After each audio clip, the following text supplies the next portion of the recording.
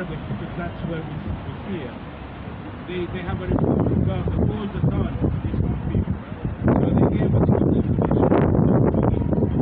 The reaction of the international community has been lousy, to say the least.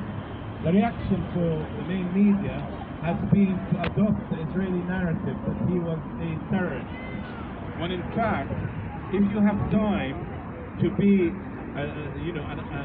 a military person and talk on behalf of Al Jazeera all your time when you were a technical person, he was one technical person, but not because he was a terrorist. And let's be clear, the terrorist here is the state of Israel. It wasn't Anas Sharif or his friends. It really wasn't them. The latest we heard was the Prime Minister of Israel. He doesn't need to go the Prime Minister. He's the mafia head of Israel.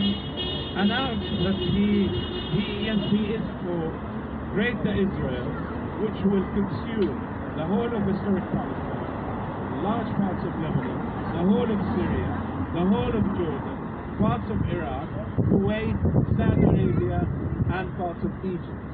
Now, this is the Prime Minister of a state that's a member of the United Nations. It should be kicked out from the United Nations because everything it does defies every value and every rule in the United Nations. But our politicians will not push with it. But what Britain can do is to throw out the Israeli ambassador.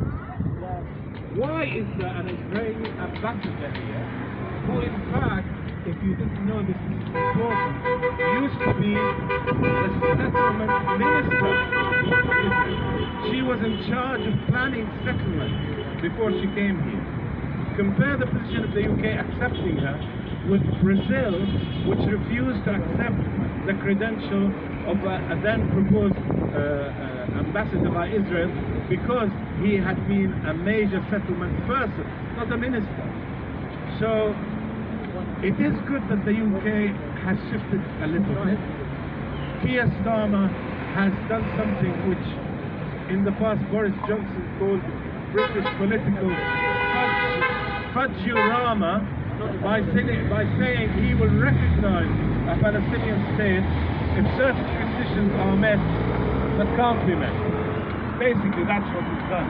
In other words, I do not believe that Britain will recognize Palestine in September, and he will say, I laid some conditions and they weren't. So we must continue the pressure, us the people. I was on the 29th of March, as a lot of you were, in London the week before last. 300,000 people at the 29th March for Palestine. So that is so amazing for the Palestinian people. We must continue to do that.